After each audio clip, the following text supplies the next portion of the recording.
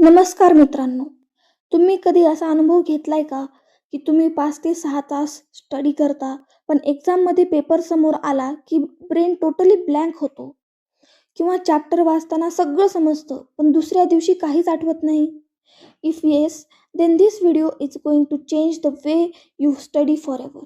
कारण आज मी तुम्हाला जास्त वेळ स्टडी कसं करायचं हे नाही, तर कमी वेळात इफेक्टिव्ह स्टडी कसं करायचं हे सांगणार आहे. Part 1. Biggest mistake students do. सर्वात मोठी मिस्टेक स्टुडंट्स काय करतात माहीत आहे? Passive study. पॅसिव्ह स्टडी म्हणजे फक्त बुक्स ओपन करून वाचत राहणे, हायलायटिंग करणे किंवा नोट्स बघत राहणे. यामुळे तुम्हाला असं वाटतं की तुम्ही स्टडी करत आहात, पण ॲक्च्युली तुमचा ब्रेन ॲक्टिव्हली काम करत नसतो. स्टडी म्हणजे रीडिंग नाही, स्टडी म्हणजे रिमेंबरिंग. जर तुम्हाला आठवत नसेल तर तुम्ही स्टडी केलंच नाही.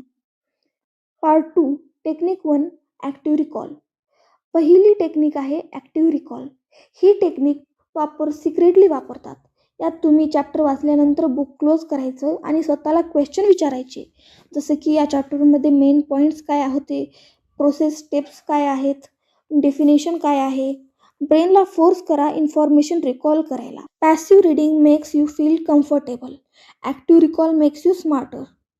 Part 3. Technique 2. Spaced repetition. Students एकदा चॅप्टर वाचतात आणि मग डायरेक्ट एक्झामच्या आधीच रिव्हिजन करतात.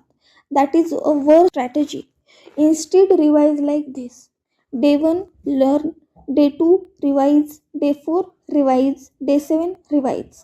यामुळे इन्फॉर्मेशन शॉर्ट टर्म मेमरीपासून लॉंग टर्म मेमरीमध्ये जाते.